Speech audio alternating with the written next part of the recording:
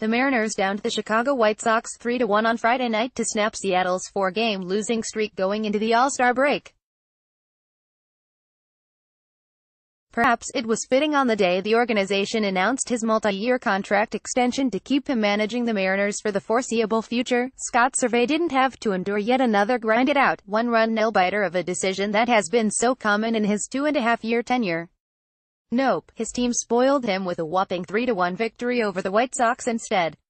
The win snapped the Mariners' four-game losing streak going into the All-Star break. And with a crowd of 43,331 filling Safeco Field on a comfortable Friday evening, it provided an ideal start to the second half of the season. White Sox at EMS, 7:10 p.m., Root Sports. It's great to be in the second half, Servais said. Seattle improved to 59-39 and pushed its lead to 4 games in race for the second, with the A's losing to the Giants. While a 2-run win probably feels like a dream for Servais, the Mariners were tracking toward yet another one-run outcome. They've had 139 of them with Servais as the manager, posting an 82-57 record in those games. But it was the heads-up base running of Jean Segura and the calm approach of Nelson Cruz with runners in scoring position that gave the Mariners that extra run cushion.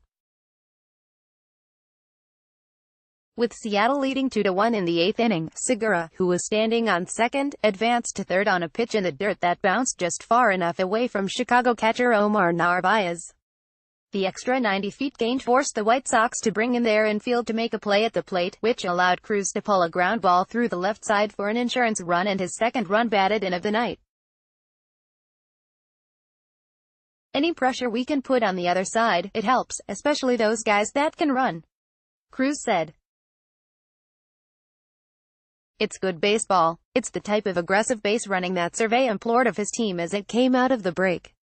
It's just awareness on the bases, Servais said. It sets up a run for Nelly to knock in by drawing in the infield. It changed the whole inning. We've had some of those plays come up in the past and we have not taken advantage of them. We have to be looking for them. We want to push the envelope and do some things on the bases because we are capable of it. No longer facing the National League All-Star team, closer Edwin Diaz notched his Major League Baseball leading 37th save with ease, working a drama-free 9th inning. But it was the starting pitching of Wade LeBlanc that carried Seattle.